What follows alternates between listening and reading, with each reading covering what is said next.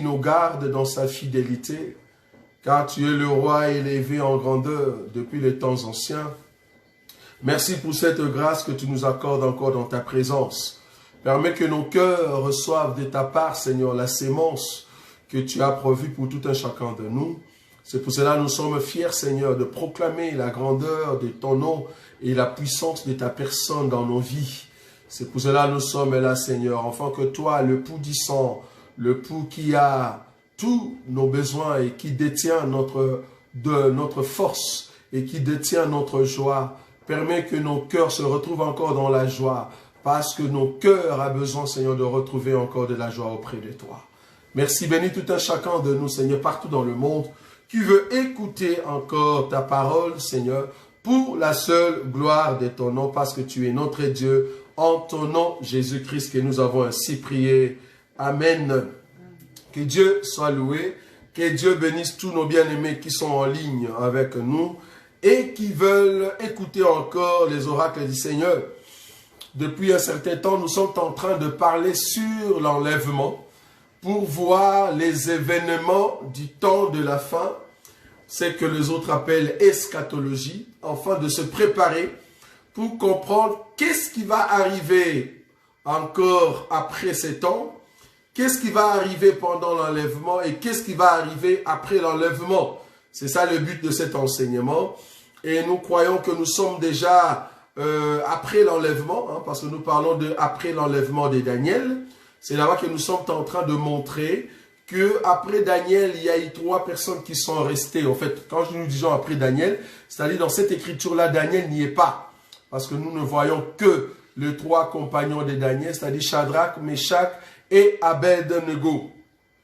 Alors, nous sommes en train de voir après l'enlèvement de Daniel pour voir qu'est-ce qui se passe. Quand nous disons Daniel, nous sommes en train de voir l'Église qui va au fait aller en enlèvement. Et après l'enlèvement de l'Église, quels sont les événements qui vont se dérouler sur la face de la terre? La fois passée, nous avons essayé de voir que parmi ces gens qui vont rester, c'est au fait la Vierge folle, hein, la première personne que nous avons commencé à démontrer dans les Écritures, c'est la Vierge folle qui va rester. Et nous avons détaillé au fait une partie de cette femme ou de cette Vierge qui va rater l'enlèvement. Et nous avons dit que c'est parce qu'elle était emportée dans tout ce qui était souci ou bien persécution. La persécution l'a amenée à abandonner, n'est-ce pas, la voie qu'elle suivait pour entrer dans une autre, on peut dire distraction, mais cependant après l'enlèvement, c'est là-bas qu'elle va se réveiller. Et nous avons dit que cette Vierge a trouvé comme pierre d'achoppement, c'était au fait ceux qui gardaient la vérité, ceux qui proclamaient la vérité. Et nous avons dit par là que si tu proclames la vérité dans son entièreté, ben, tu seras une pierre d'achoppement pour d'autres bien-aimés, mais cependant, garde cette vérité et continue. Hein, c'est très important. Je crois que Royer est en train de nous lire la Bible, je ne sais pas, donc on va voir. Donc, nous sommes là et nous sommes en train de parler et de voir les Écritures dans la Bible. C'est très important. Donc, le souci ici, c'est de montrer vraiment que Dieu est grand, Dieu est réel, lui qui nous a au fait donné cette capacité d'être parmi les vierges sages. Pourquoi? Parce que nous voulons garder cette vérité et proclamer la vérité de notre Seigneur.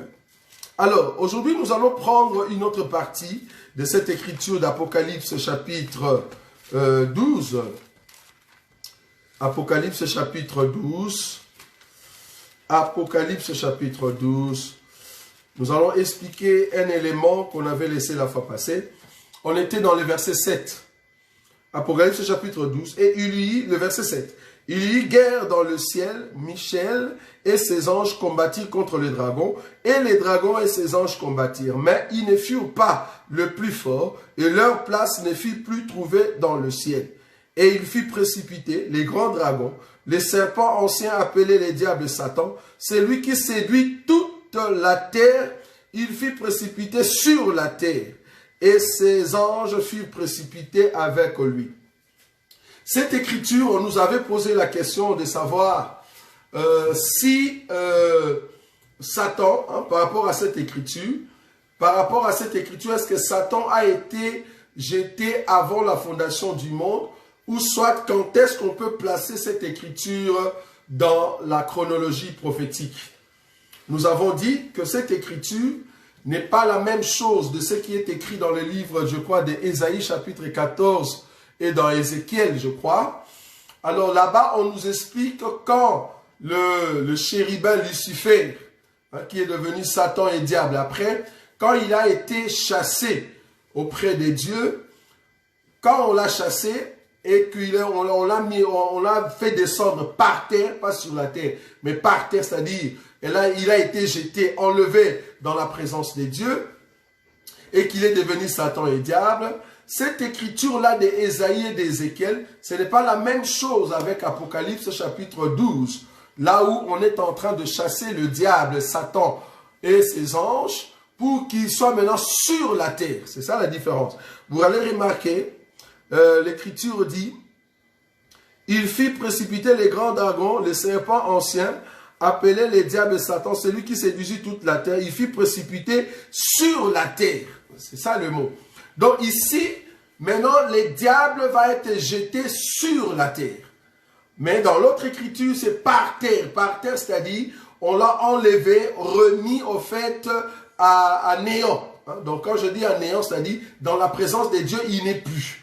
Voilà toi qui es tombé. Est-ce que vous voyez ça? Donc on l'a enlevé dans la présence de Dieu et tombé.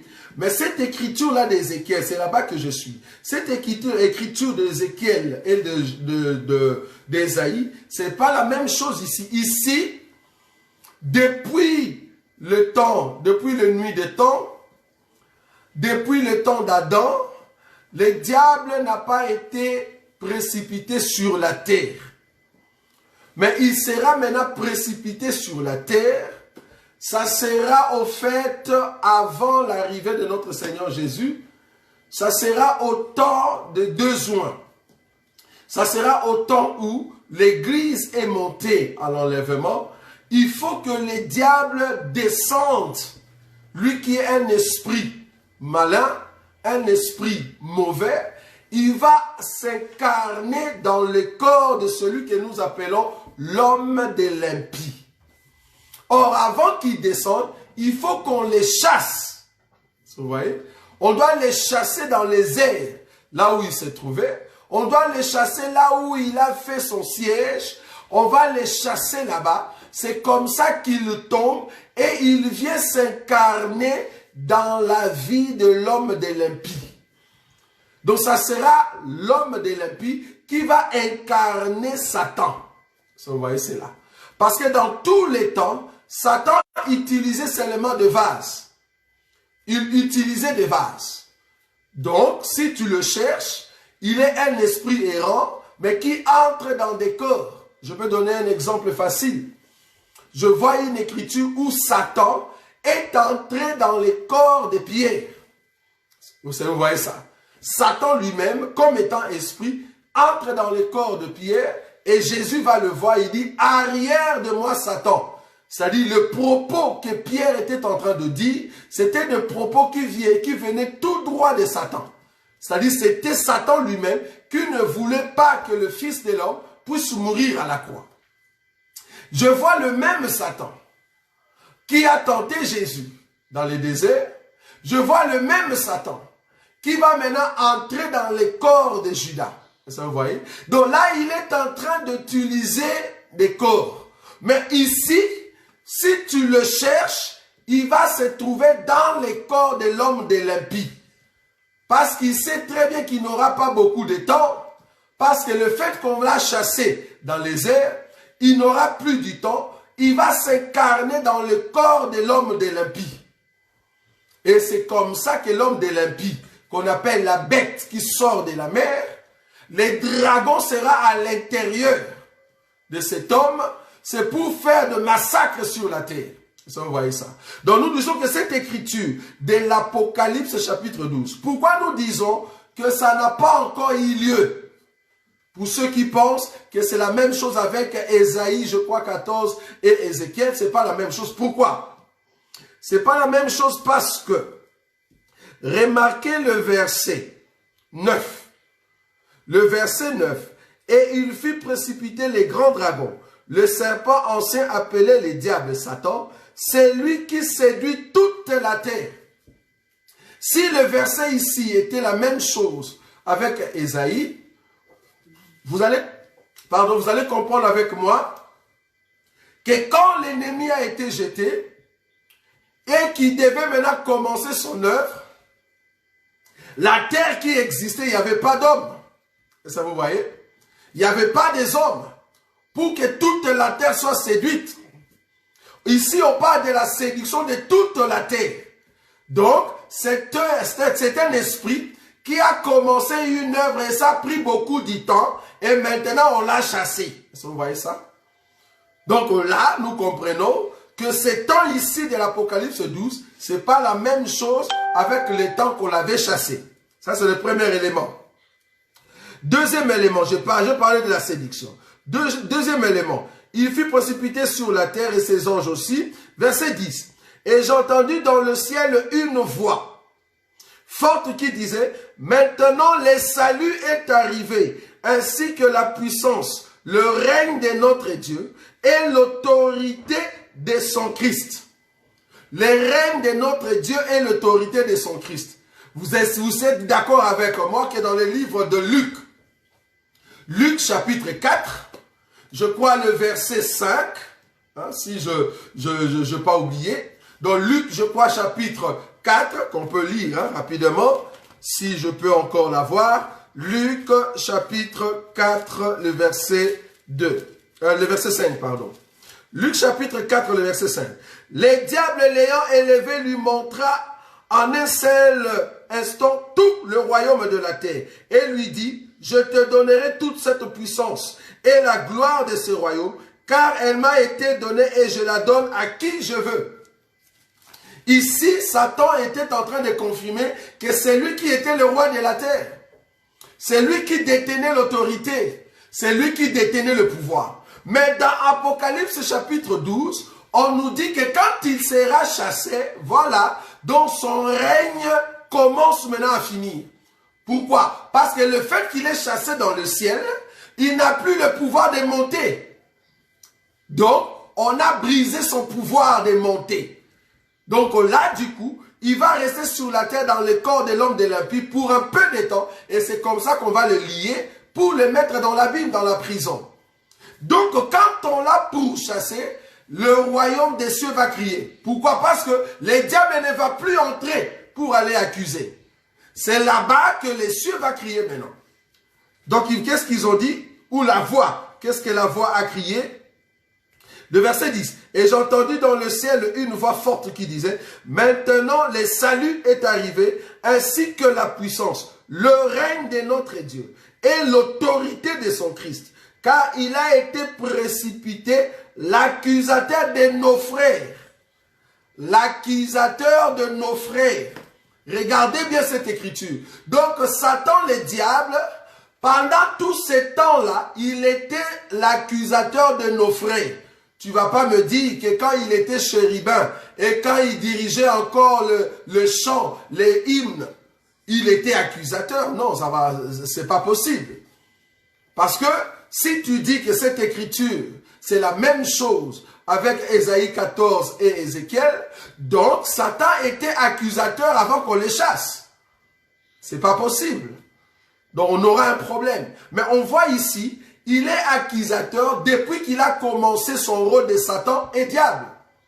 C'est là-bas qu'il devient accusateur parce qu'il accuse tout le jour. Quand on dit tout le jour, c'est-à-dire il entrait dans la présence de Dieu pour accuser, c'est-à-dire amener ce qu'on appelle des condamnations à chaque instant. Vous voyez? Donc l'écriture nous dit ceci.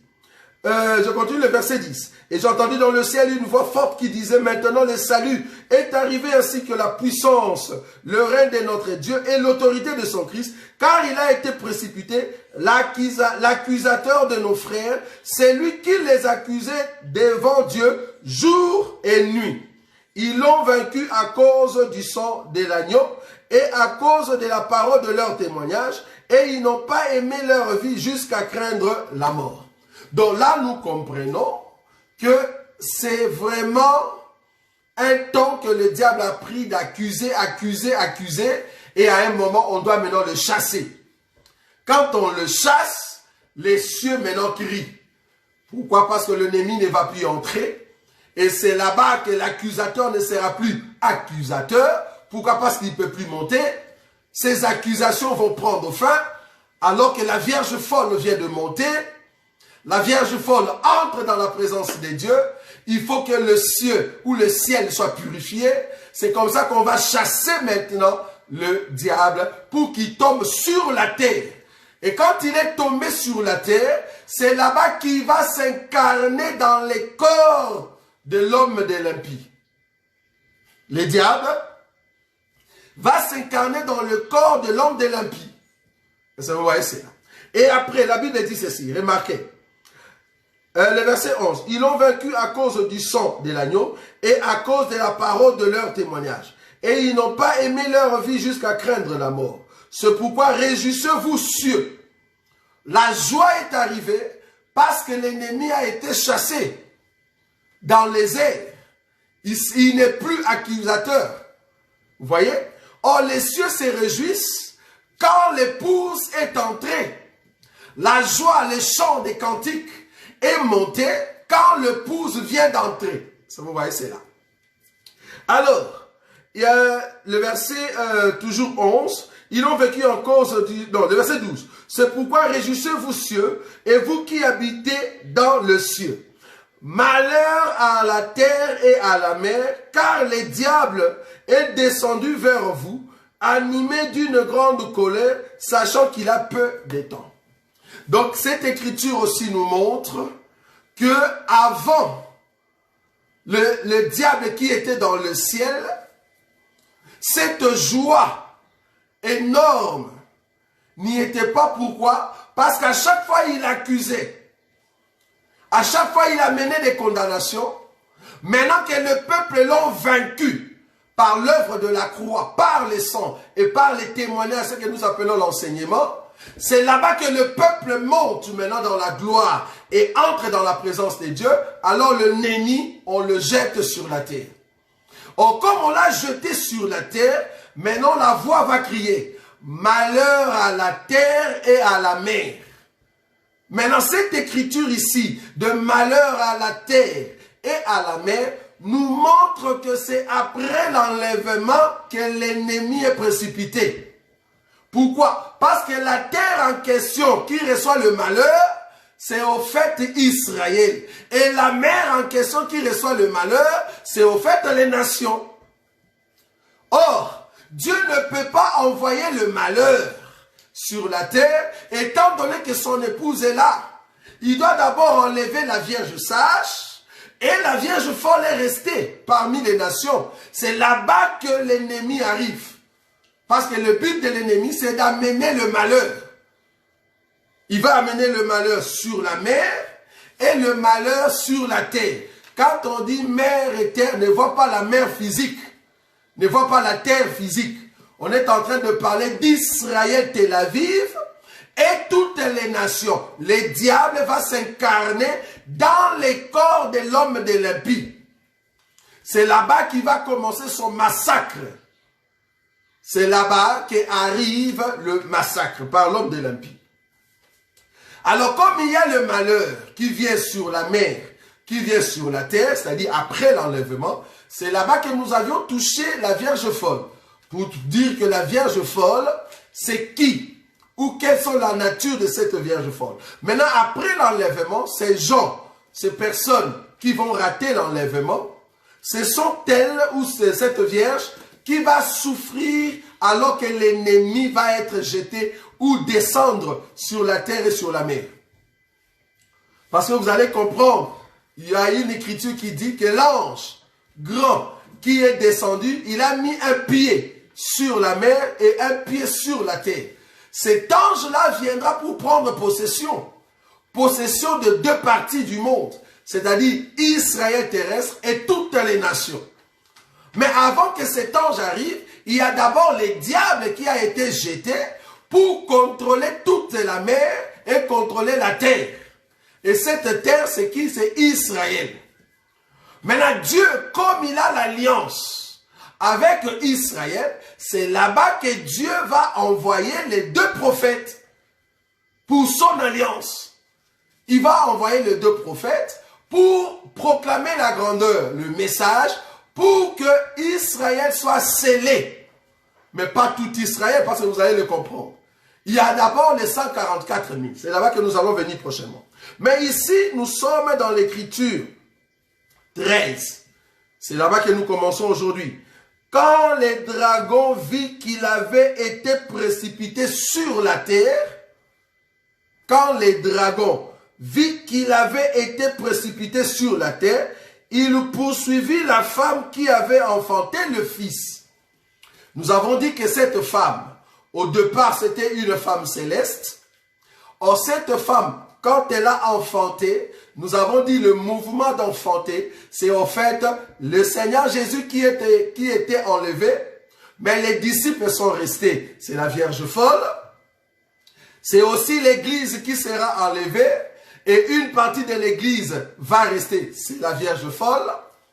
Maintenant, cette femme qui reste ici, que l'ennemi est en train de poursuivre, comprenez très bien l'écriture 13, l'ennemi est jeté sur la terre. Arrivé sur la terre, il va poursuivre maintenant la femme.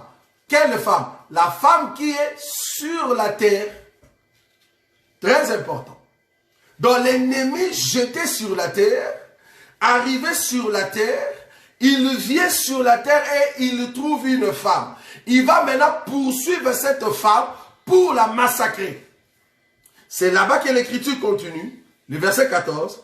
Et les 2 ailes du grand aigle furent données à la femme, afin qu'elle s'envole au désert vers son lieu où elle est nourrie un temps, des temps et la moitié d'un temps, loin de la face du serpent. Loin de la face du serpent. Donc, la femme qui sera sur la terre, on va lui envoyer ou lui donner les 2 ailes de l'aigle. Quand on dit les 2 ailes de l'aigle, ne voit pas vraiment les ailes physiques. En fait, vous comprenez par rapport aux ailes, cette écriture. Je suis dans le livre d'Exode. Exode, je vais prendre une écriture ici. C'est quoi le zèle? Je prends Exode chapitre 19. Exode chapitre 19, je prends le verset 3. Exode chapitre 19, le verset 3. Je vous montre d'abord comment est-ce que Israël, on lui avait donné les 2 ailes au temps de Moïse, au temps de Pharaon. Parce que Pharaon, je vous ai dit que c'est parmi les 7 têtes que Satan utilise. Or, parmi ces 7 têtes, la dernière tête sera au fait l'homme de l'impie. Donc l'homme de l'impie va faire la même chose que la première tête et les autres têtes ont fait. Parce que les têtes, leur but était de poursuivre Israël. Vous voyez ça? Par l'esprit de Satan, leur but était de poursuivre Israël. De la même manière, Pharaon avait poursuivi Israël au temps de Moïse. De la même manière aussi, à ce temps ici, quand l'enlèvement aura lieu, il faut que la dernière tête poursuive aussi la femme.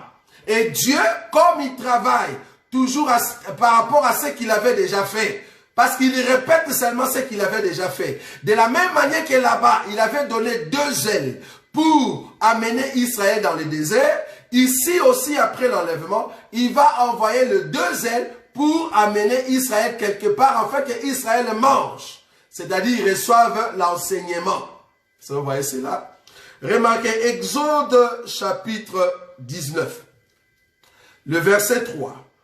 Moïse monta vers Dieu et l'Éternel l'appela du haut de la montagne en disant, « Tu parleras ainsi à la maison de Jacob et tu diras aux enfants d'Israël, « Vous avez vu ce que j'ai fait à l'Égypte et comment je vous ai porté sur des ailes d'aigle et amené vers moi.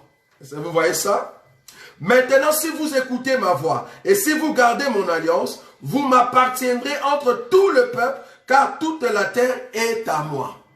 Cette écriture, Dieu va répéter la même chose quand maintenant la dernière tête va se manifester. Quand Satan va entrer dans les corps de l'homme de l'impie, c'est là-bas qu'il va poursuivre maintenant la femme qu'on appelle Israël. Et Israël va fuir. Comment? Dieu va envoyer les deux ailes. Or, comprenez que dans le livre d'Exode, les deux ailes qui a amené Israël de l'Égypte dans le désert pour que Israël puisse écouter Dieu. Les deux ailes qui a aidé Israël pour qu'il entre dans le désert et écouter l'enseignement, c'était Moïse et Aaron. Deux prophètes, ou soit deux personnes. Les deux ailes. Dieu a amené Israël dans le désert par le biais de Moïse et Aaron. Les deux. Maintenant ici, Dieu dit, confirme, qu'il va envoyer deux ailes qui va aider Israël de sortir pour fuir les serpents. Or, les serpents ici, c'est l'homme de l'impie que Satan est à l'intérieur. Or, les deux ailes, c'est les deux oins, les deux prophètes qui seront envoyés en Israël pour donner l'enseignement à Israël. Mais la question est de savoir d'où viennent ces deux prophètes. C'est là-bas que nous allons toucher la dernière partie de la Vierge sage. D'où viennent ces deux prophètes? Ils viennent d'où? Parce qu'avant de toucher les deux prophètes, on doit savoir d'où ils viennent. On nous a posé une question très importante le vendredi par rapport aux 5 pains et 2 poissons. La Bible dit que Jésus va faire le miracle et il y avait un enfant qui a amené le 5 pains d'orge. La Bible dit que le pain d'orge, c'était le matin que le petit va amener au fait ces pains pour le donner au fait là où Jésus devait faire le miracle. Et il y avait aussi les 2 poissons. Jésus va faire le miracle de 5 pains d'orge et 2 poissons. Mais je vous ai dit le vendredi que quand les 5 pains d'orge arrivent dans le corps de Jésus, Jésus va prendre ce pain, il va au fait rendre gloire à Dieu. C'est comme ça qu'il rendra gloire à Dieu, parce qu'il doit rompre le pain. Comprenez que les 12 corbeilles, c'était des morceaux de pain. Vous voyez ça? Donc il doit rompre le pain. Quand il a rompu le pain est devenu un pain de blé. Ce n'était plus un pain d'orge, c'était un pain de blé. Pourquoi? Parce que les temps d'orge, c'est les temps de la loi. Les temps où le pain était dur à manger. On ne peut pas manger le pain d'orge comme ça sans boire quelque chose parce que c'est dur dans la bouche. Tu auras des mâchoires difficiles à mâcher. Jésus va prendre ce pain et le poisson, il va élever le main et rendre grâce à Dieu. Et c'est comme ça qu'il va commencer à distribuer. En distribuant, la Bible dit à la fin, il y a eu 12 corbeilles. Les 12 corbeilles qui est resté, c'était pour, nous avons compris, c'était pour la maison d'Israël, qui n'a pas participé au temps des 5 pains, qui n'a pas participé au temps des miracles de 5000 hommes, donc au temps de la grâce.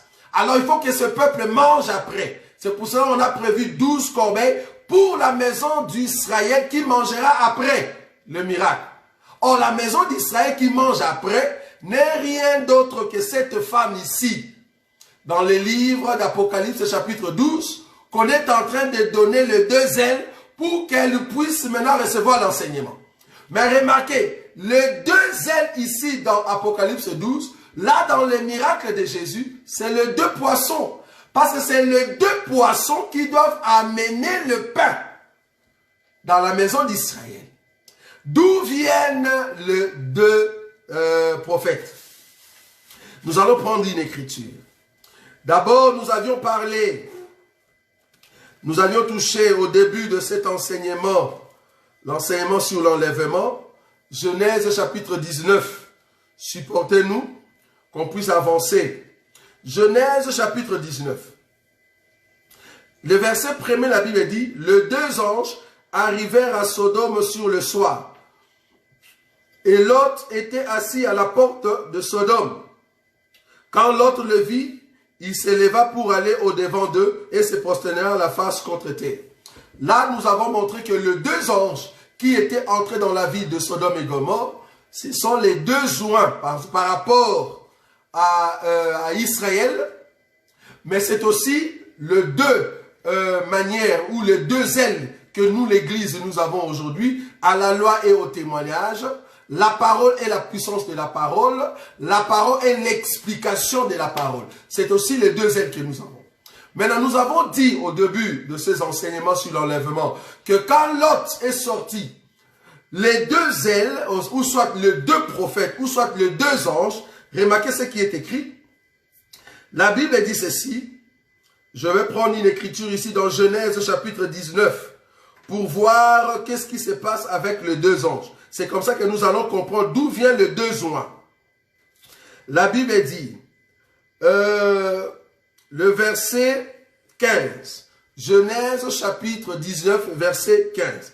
Dès l'aube du jour, les anges insistèrent auprès de Lot. Quand on dit dès l'aube du jour, en d'autres termes, c'est très tôt le matin. Très tôt le matin, c'est la dernière veille de la nuit. J'aime ça. Bon, je ne sais pas si on va revenir là-bas. C'est la dernière veille de la nuit.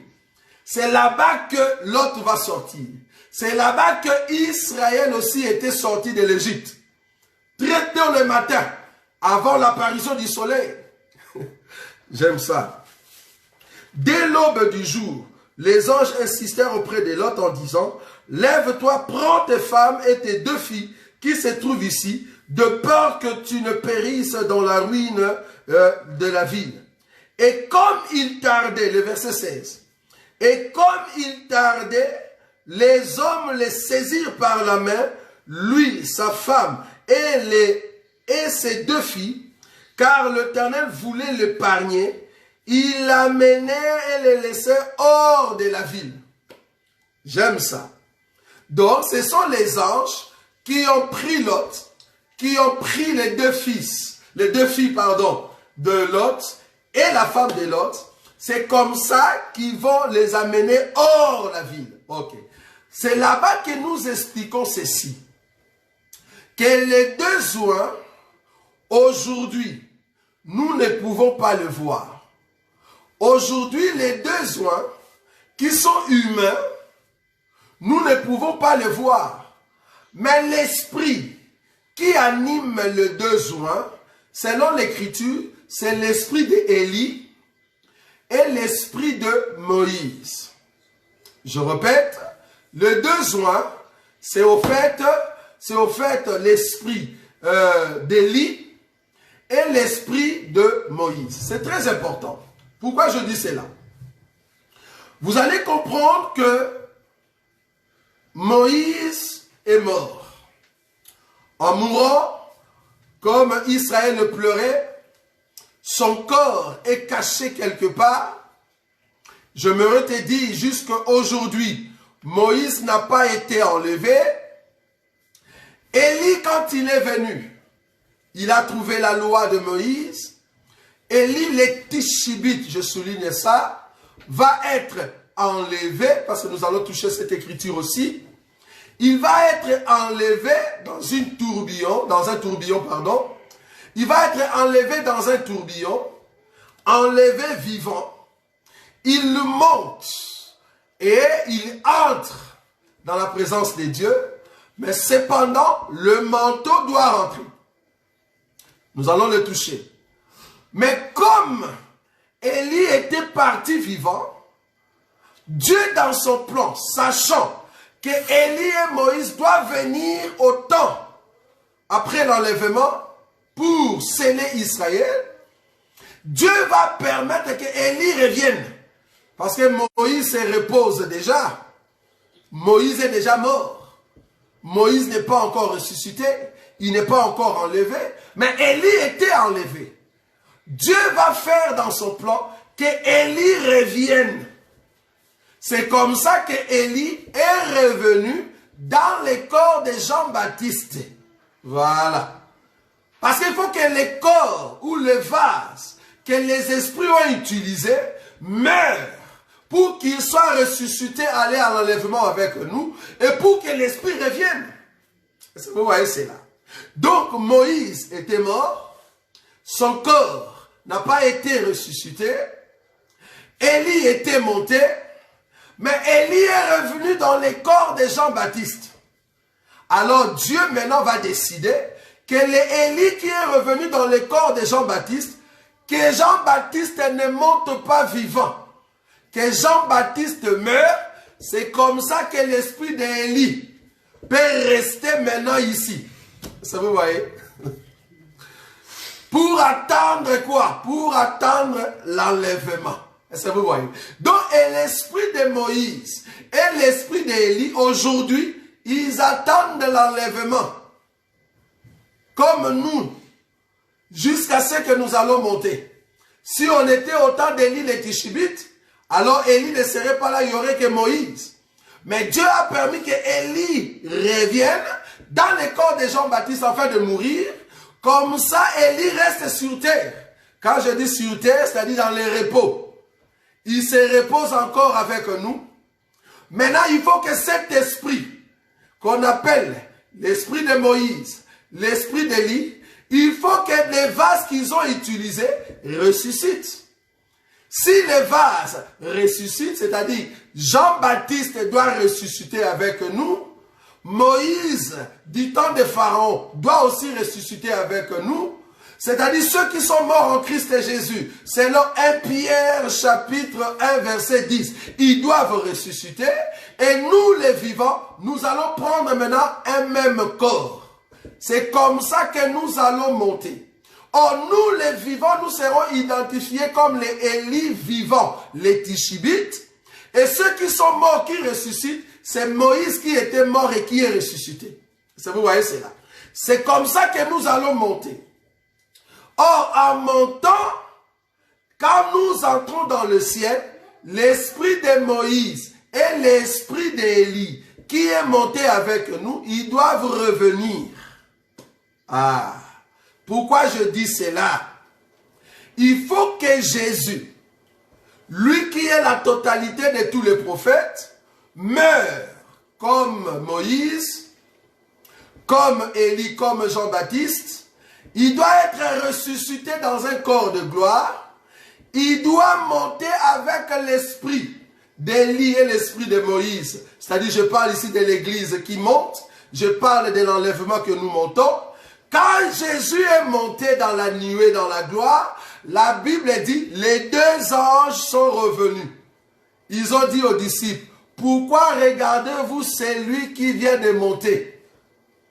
C'est Jésus que vous avez vu monter, c'est de la même manière qu'il reviendra. Les deux anges qui reviennent, ils étaient dans le corps de Jésus. Ils ne pouvaient pas se manifester avant la montée. Ils se sont manifestés quand Jésus est entré dans la nuée et ils sont revenus. C'est ça l'esprit d'Élie et de Moïse qui reviennent. Est-ce que vous voyez cela? Donc, nous et Moïse et Élie, nous allons d'abord monter ensemble. Nous allons faire partie de ce corps qu'on appelle la Vierge sage.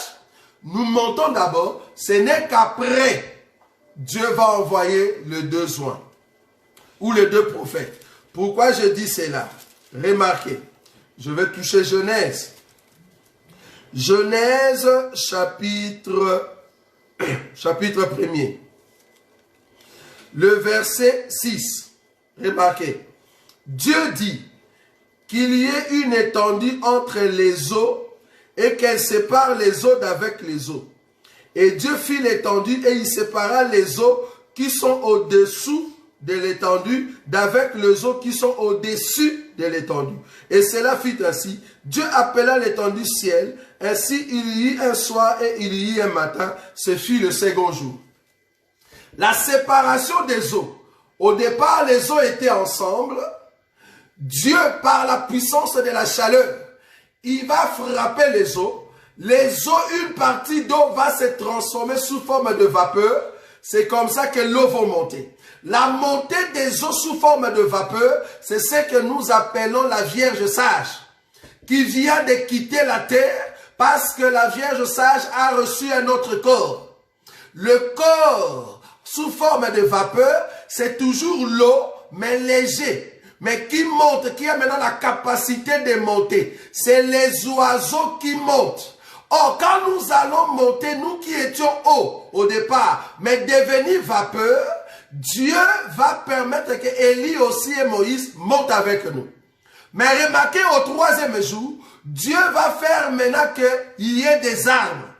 Pour qu'il y ait des arbres, il faut qu'il y ait la pluie. Or, la pluie vient du ciel, dans les corps qu'on appelle nuages. Or, nous qui sommes montés dans le vapeur, nous formons le corps des nuages. Dieu va prendre dans ces corps des nuages deux personnes, deux esprits qui doivent tomber comme de pluie sur la terre qu'on appelle Israël, afin que Israël bourgeonne. Ça, vous voyez ça? Pour que Israël donne des arbres. C'est comme ça que nous voyons la chose. Donc à partir de la nuée, Dieu va envoyer maintenant les deux prophètes qui étaient montés au deuxième jour sous forme de vapeur avec nous. Et Dieu va permettre que les deux prophètes tombent sous forme de pluie afin de pleuvoir sur Israël et donner la sémence à Israël. Très important. Donc nous comprenons que au temps de Lot, les deux anges, c'est les deux prophètes qui vont au fait aider Israël et la Vierge sage à monter. Et les deux prophètes doivent revenir. Comprenez que quand ils sont sortis, les deux prophètes sont revenus maintenant pour amener la malédiction dans la terre qu'on appelle Sodome et Gomorrhe. Mais avant de frapper Sodome et Gomorrhe, ils doivent d'abord faire sortir Lot et ses deux filles et la femme de Lot. Mais là, quand ils rentrent, c'est là-bas qu'ils vont commencer à frapper Sodome et Gomorrhe. Alors, nous allons maintenant voir les deux prophètes et la Vierge sage, comment est-ce qu'ils sont en train de monter, mais dans la vie d'Élie. Remarquez, je vais prendre une écriture. C'est ça là où nous allons toucher pour la deuxième partie de cet enseignement sur la Vierge folle. 2 Rois chapitre 2. 2 Rois chapitre 2. Nous voulons voir la Vierge sage et le 2 juin, mais dans la vie de Élisée et Élie. La Bible dit, 2 Rois chapitre 2, le verset 8. Alors, oh non, le verset 7. 50 hommes d'entre le fils de prophète arrivèrent et s'arrêtèrent à distance vis-à-vis, et eux deux s'arrêtèrent au bord du Jourdain. Alors Élie prit son manteau, le roula, et en frappant les eaux qui se partagèrent, ça et là, et ils passèrent tous deux à sec. Cette écriture nous montre exactement Abraham qui a pris Isaac et qui a amené ses serviteurs et l'ânesse. Ils vont arriver à un endroit. Ils laissent l'ânesse et les serviteurs. Lui seul et le fils vont monter sur la montagne. Et il a dit, nous allons revenir. Est-ce que vous voyez cette écriture? Ici, Élie et Élisée, il y avait 50 fils de prophètes qui sont restés de l'autre côté. Seulement Élie et Élisée vont traverser pour aller de l'autre côté. Donc nous comprenons, de la même manière que Abraham et Isaac sont montés sur la montagne, c'était pour un sacrifice. Ah donc, le Jourdain c'est tout un autel. Là où on doit poser l'animal, donc il y a un sacrifice sur l'autel. Il y a un animal qu'on doit tuer. Quand Élisée était en train de frapper le Jourdain, nous comprenons que c'était l'œuvre de la croix qui était en train de se faire. Mais l'œuvre de la croix se fait seulement entre le père et le fils, Abraham et Isaac. Or, Élie veut dire le père. Est-ce que vous voyez ça? Donc Élie, le père, va prendre Élisée qui est son disciple, le fils. Ils vont aller de l'autre côté pour l'amener à la croix. J'aime ça. Là, nous partons à la croix, bien-aimés. Donc nous voyons le Jourdain comme étant l'autel.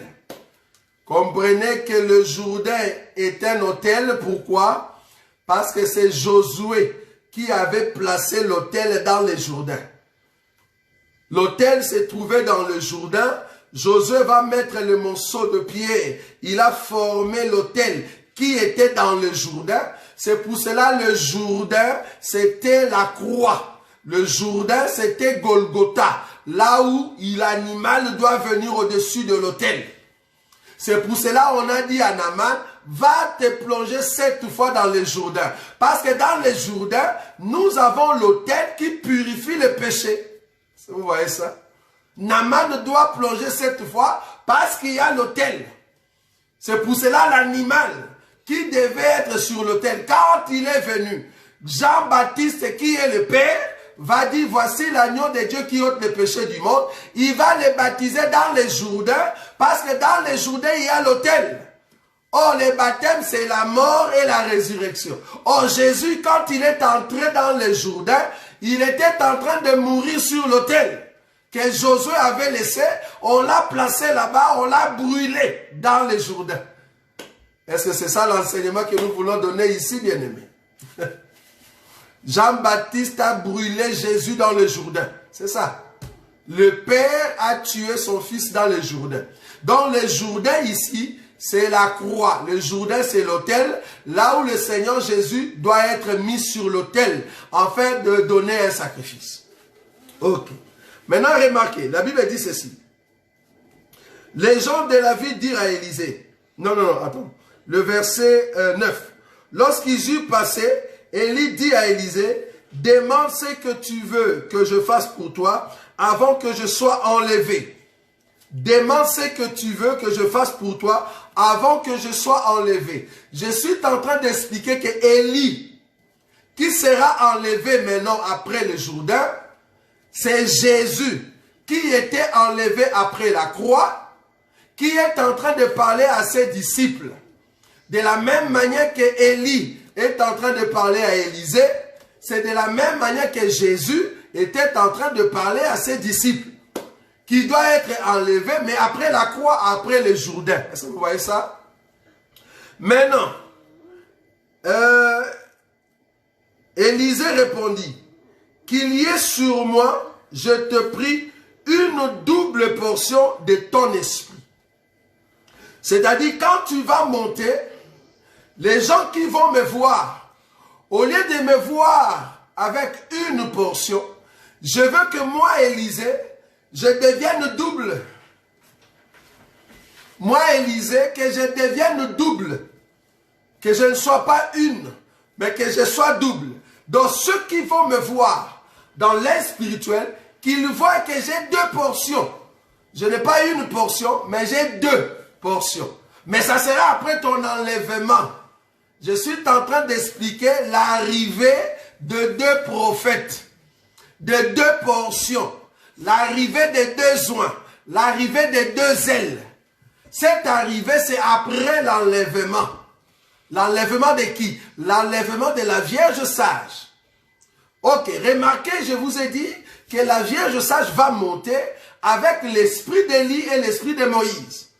Mais ce n'est qu'après leur enlèvement, maintenant les 2 portions doivent revenir, les 2 ailes doivent revenir, les 2 anges, les 2 joints, les 2 oliviers reviennent. Mais ils doivent d'abord monter.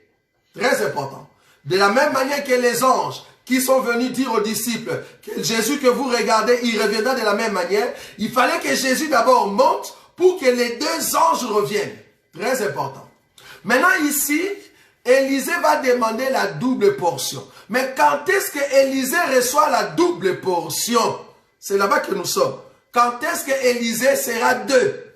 Quand on le voit, on ne voit pas un Élie, mais on voit 2 Élis, donc double portion d'Élie sur lui. Très important. Verset 10.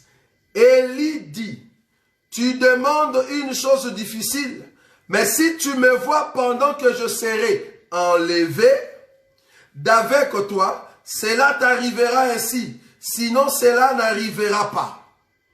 Comme il continuait à marcher en parlant, voici un char de feu et des chevaux de feu les séparèrent l'un de l'autre.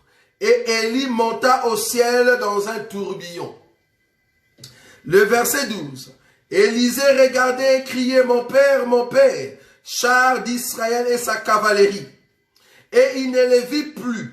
Saisissant alors ses vêtements, et il les déchira en 2 morceaux. Et il releva les manteaux que Élie avait laissés tomber. J'aime ça. Les manteaux que Élie avait laissés tomber. Puis il retourna et s'arrêta au bord du Jourdain. Donc quand Élie était en train de parler avec Élisée, je suis en train d'expliquer ici, c'est la Vierge sage et la Vierge folle qui sont à la même période. Mais cependant, il y aura une qui va monter. Or, à la montée de cette Vierge sage, il y a aussi Élie et Moïse à l'intérieur. Il y a Élie et Moïse qui vont monter. Et en montant, il faut que Élie et Moïse reviennent. Élie et Moïse qui reviennent, ils ont juste accompagné, j'aime ça, ils ont accompagné la Vierge sage pour monter. Et après, ils doivent revenir maintenant pour Israël, Tel Aviv. Donc, Élie qui vient de monter à l'enlèvement, c'est la Vierge sage. Élisée qui est restée, c'est la Vierge folle. Mais une Vierge folle, en même temps, je vais l'expliquer comme étant les 144 000. Les 144 000 qui reçoivent maintenant les manteaux que Élie a jetés. Or, les manteaux que Élie a jetés, c'était 2 portions. Ce n'était pas une portion, c'était 2 portions. C'est-à-dire sur le manteau d'Élie, Élie a jeté cela. Élie a fait tomber cela. Quand Élie est entré, alors le manteau est revenu. Or, les manteaux en revenant, au lieu de revenir avec une portion, les manteaux reviennent avec 2 portions. C'est les 2 prophètes qui descendent pour entrer dans les corps d'Élisée. Donc, quand on pouvait voir Élisée, on voit les 2 portions. C'est les 2 prophètes, les 2 langages, les 2 onctions, les 2 oints. On dit oint, onction, portion. Les 2 oints, c'était dans les corps d'Élisée. Les manteaux représentaient les 2 oints. Élisée, maintenant, en portant cela, il peut maintenant parler dans les 2 langages. Les langages de Moïse et les langages d'Élie. C'est les 2 portions. Maintenant, qui vont l'écouter quand il va traverser au fait le Jourdain? Les fils de prophètes. La Bible dit, ils sont venus tout autour d'Élisée afin de l'écouter. Remarquez. Le verset 15. Les fils de prophètes qui étaient à Jéricho vis-à-vis, l'ayant vu, dirent, l'esprit d'Élie repose sur Élisée, et ils allèrent à sa rencontre et se prosternèrent contre terre devant lui. Ils se sont prosternés. Ça, c'est les 144 000 qui ont écouté et vu l'onction qui était sur Élisée. Mais avant, ils ne pouvaient pas aller adorer ou se prosterner devant Élisée. Ce n'est qu'après, quand il y a les 2 portions, que Israël va écouter Dieu, va adorer Dieu. Nous sommes en train d'expliquer les 2 joies bien-aimés. Donc nous avons compris que les 2 joies vont monter ensemble avec l'Église. Ce n'est qu'après, Dieu va le faire tomber pour qu'il vienne au fait secourir Israël. J'ai pris Élisée comme étant la Vierge folle parce qu'il est resté. J'ai pris Élisée comme étant les 144 000 parce qu'il a ramassé les manteaux qui contiennent les 2 portions. Pourquoi? Parce que les 2 portions représentent les 2 joints et que les fils des prophètes doivent écouter. C'est très important ce que nous sommes en train de dire. Donc, comprenez dans cet enseignement que la Vierge sage, quand elle va monter, c'est tous les prophètes qui sont morts, qui se reposent, qui vont monter. Ils vont monter et ce n'est qu'après, Dieu va maintenant envoyer le deuxième. C'est-à-dire le deux ailes de l'aigle, c'est en fait ceux qui étaient parmi la Vierge sage et qui sont montés, et Dieu va prendre ces deux esprits qui vont descendre afin de venir annoncer la parole à Israël. Mais je veux quand même souligner quelque chose de très important. Ici, nous parlons de l'esprit d'Élie et de l'esprit de Moïse. Nous ne parlons pas de vase. Le vase que Élie et Moïse vont utiliser après l'enlèvement. Non. Comprenez que ces deux vases-là vont rester. Les deux vases ne monteront pas avec nous. Mais l'esprit Élie et Moïse vont monter avec nous. Mais les deux vases que Élie et Moïse vont prendre, vont entrer afin de prêcher Israël, ces deux personnes-là ne vont pas aller à l'enlèvement. Physiquement comme ça, si Jésus revient aujourd'hui, ces deux vases ne vont pas entrer. Ils seront là sur la terre, ils vont rater l'enlèvement. Mais comme c'est un esprit qui viendra sur eux, de la même manière que la Vierge folle va en fait se souvenir de l'enseignement qu'elle avait reçu, ces deux vases-là vont recevoir de la part du Seigneur le don de ces esprits qu'on appelle l'esprit d'Élie et l'esprit de Moïse. C'est là-bas qu'ils vont maintenant être revêtus de cet esprit pour commencer à prêcher. Mais lors de l'enlèvement, ces deux vases-là ne monteront pas. Ces deux vases vont rater l'enlèvement. Pourquoi? Parce qu'ils vont servir de vases pour recevoir l'esprit d'Élie qui était dans les corps de Jean-Baptiste, l'esprit de Moïse qui était au temps de l'Égypte. Ces esprits doivent revenir afin d'entrer dans ces deux vases. Mais les deux vases ne monteront pas à l'enlèvement. C'est ce que je suis en train d'expliquer. Donc, la Vierge sage est montée. Elle monte avec l'esprit d'Élie et l'esprit de Moïse. Nous sommes montés. Alors, qu'est-ce que Dieu va faire? Dieu va au fait envoyer maintenant les deux prophètes qui viendront pour prêcher Israël qui était dans la souffrance. Israël qui se prépare à passer un temps dur. Prochainement, nous allons maintenant venir ici pour parler de ces deux prophètes maintenant, leur enseignement, le pouvoir qu'ils auront, et après, nous allons parler de ce peuple, c'est-à-dire la femme qu'on a prévu une place, c'est-à-dire les 144 000, parce que vous avez déjà compris que la Vierge folle, c'est cette église qui a raté l'enlèvement, qui sera parmi les nations, et que les deux prophètes sera parmi la Vierge sage. Elles vont monter, c'est-à-dire les deux personnes vont monter, et après elles doivent revenir dans des vases que Dieu va choisir. C'est comme ça que les deux prophètes vont commencer à prêcher Israël. Pourquoi? Parce que la bête a été précipitée sur la terre.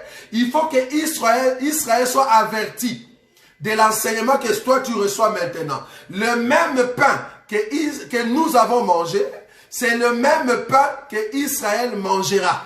Le même pain que Jésus a multiplié, que nous avons mangé au temps de la grâce, il faut que Israël mange le même pain, mais qui va les amener? C'est les deux poissons. Les deux poissons vont amener l'enseignement auprès d'Israël, afin que Israël écoute. Mais les deux poissons viennent d'où? Les deux poissons sont venus entre les mains du Seigneur. Le Seigneur les a élevés et il a rendu grâce. Est-ce que vous voyez ça? Et après, il faut qu'ils reviennent pour prêcher Israël. Très important. Donc, prochainement, nous allons toucher le 2 juin et les 144 000. Et après, nous allons commencer à voir maintenant ce que nous appelons la bête. Qu'est-ce qu'il va réaliser? Et nous verrons la grande tribulation. Nous sommes en train de faire la différence entre la tribulation et la grande tribulation. Ce n'est pas la même chose. La grande tribulation, c'est ce que Dieu avait prévu avant la fondation du monde, de faire quelque chose qu'il n'aura plus à faire après. C'est-à-dire, quand il fait ça, il ne va plus le faire. Or, la persécution vient toujours. La tribulation vient toujours. Mais la grande tribulation, c'est quelque chose que Dieu avait prévu de faire. Et après cela, il ne va plus le faire. Nous allons montrer les Écritures pour montrer que la grande tribulation, ce n'est pas la même chose avec la tribulation. En tout cas, que Dieu vous bénisse. Ça, c'est comme nous disons chaque dimanche. C'est vraiment les enseignements approfondis. Il faut vraiment avoir l'œil dans les Écritures et comprendre le calendrier prophétique. Ce n'est pas comme le vendredi où nous présentons de flash. Mais ici, le but, c'est vraiment montrer au peuple de Dieu les détails de chaque élément et de voir dans les Écritures chaque élément que Dieu est en train de répéter dans chaque période. C'est très important. En tout cas, que Dieu vous bénisse. Nous allons prier. Seigneur Jésus, nous te disons un grand merci. Merci pour ce moment que tu nous as donné dans ta présence. Nous croyons que cette parole, tu l'as gravée encore dans nos cœurs pour que nous puissions saisir la pensée qui vient de toi. Tu es celui qui nous donne un enseignement et cette nourriture pour que nous puissions marcher dans la paix et dans la sécurité. Donne-nous la force de garder cette foi, de garder cet enseignement jusqu'à ce que tu viendras devant la tribulation, devant la persécution. Donne-nous la force de vaincre, Seigneur, de surmonter la tentation parce que tu es notre Dieu. Bénis mon frère, bénis ma soeur. Nous ne manquerons pas de témoigner ta grandeur quand nous serons encore en ces lieux pour proclamer ta grandeur. Que cette soirée soit une soirée de grâce et de bénédiction pour tout un chacun de nous. Que seul ton nom soit élevé. En ton nom, Jésus-Christ, que nous avons ainsi prié. Amen. Que Dieu soit loué. Nous allons nous séparer et nous allons nous rencontrer demain lundi lors de notre prière à partir de 21 h. Ne manquez pas. Pour nos bien-aimés de France, normalement vos cultes ou vos activités commencent le 7, c'est-à-dire le dimanche prochain. Ne manquez pas. C'est sur rue Daton, numéro 3, à Villeneuve-Saint-Georges. Ne manquez pas. Le 7, nous commençons nos activités en France. Rue Daton, numéro 3, Villeneuve-Saint-Georges. Donc, ne manquez pas. À partir de, je crois, 11h30. Donc, ne manquez pas. Soyez là. Et nous allons présenter la parole de Dieu. Et Dieu ne manquera pas de vous bénir. Parce